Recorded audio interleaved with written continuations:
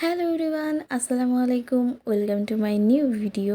অনেক দিন পর গ্রামের বাড়িতে গিয়েছিলাম, আর এখন যেহেতু বর্ষার সিজন চলছে, গ্রামের বাড়িতে যাওয়ার পথেই দেখছিলাম নদীগুলো একদম পানিতে ভরে আছে। আমার পানি দেখেই ইচ্ছে করছে আমি এখন নৌকা দিয়ে নদীতে একটু ঘুরতে যাব, কারণ অনেক দিন পর গ্রামে গিয়েছে আর নৌকাতে সচরাচর ঢাকা শহরে ঘোরা হয় না, তো গ্রামে গেলেই ঘোরা হয়। তো এর জন্য এই দুপুরবেলায় চলে গেলাম কাজিনদের নিয়ে নৌকা দিয়ে ঘোরার জন্য। গ্রামে ছোট ছোট বাচ্চারাও নৌকা চালাতে পারে, সাঁতার কাটতে পারে, কিন্তু আমরা ঢাকা শহরে এত বড় হয়ে সেগুলো কোনো ফ্যাসিলিটিস পাই না। তো যাই হোক, কাজিনদের নিয়ে নৌকা দিয়ে এই দুপুরবেলা ঘুরতে চলে গেছিলাম। প্রচণ্ড রোদ ছিল, গরমে একদম অবস্থা খারাপ হয়ে গেছে, তারপরেও কি ঘোরার ইচ্ছে হয়েছে, ঘুরতে তো হবেই। তো এই তো আমরা অনেকক্ষণ ঘুরে বেড়াচ্ছিলাম, আর মাঝে দেখলাম মাছের পোনাও ছিল নদীতে, ছোট ছোট মাছ এবং বড় মাছও ছিল।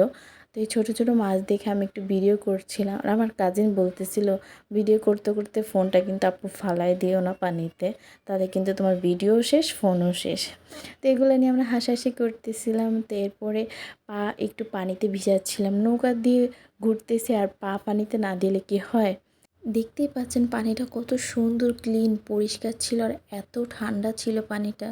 আমার বেশ আরাম লাগছিল, আর ইচ্ছে করছিল পানির মধ্যে আমি এখনই ঝাঁপ দিয়ে নেমে যাই, কিন্তু নেমে গেলেই তো হবে না, আমি তো সাঁতার জানি না, একদমই ডুবে যাব। কিন্তু এখানকার ছোট ছোট বাচ্চারাও সবাই সাঁতার জানে, যেটা খুবই ভালো। তো এরপর আমরা সবাই মিলে একটু শাপলা উঠাচ্ছিলাম, কারণ নদীতে অনেক শাপলা হয়েছিল। তো দেখে আমার মন চাইলো যে আমিও একটু শাপলা উঠাই, কিন্তু জাস্ট আমি একটা শাপলা উঠাতে পারছি, বাকিগুলো এত দূরে। আর আমার ভয় লাগছিল যে আমি এত দূরে থেকে টান দিয়ে শাপলা উঠাবো, আর ওরা হাসতেছিল। এই তো এখনই দেখতে পারবেন যে একটা শাপলা এত কাছে ছিল, কিন্তু আমার ভয়ের জন্য আমি ধরতে পারিনি। তো আর কি, এগুলো পরে আমার কাজিন উঠাই নিয়েছে শাপলাগুলো। তো আমি শুধু একটা শাপলাই উঠাইছি, বাকি অনেকগুলো আমার কাজিন উঠাইছে। এগুলো এখন বাড়িতে নিয়ে যাব, বাড়িতে নিয়ে এগুলো ভর্তা করে খাবো।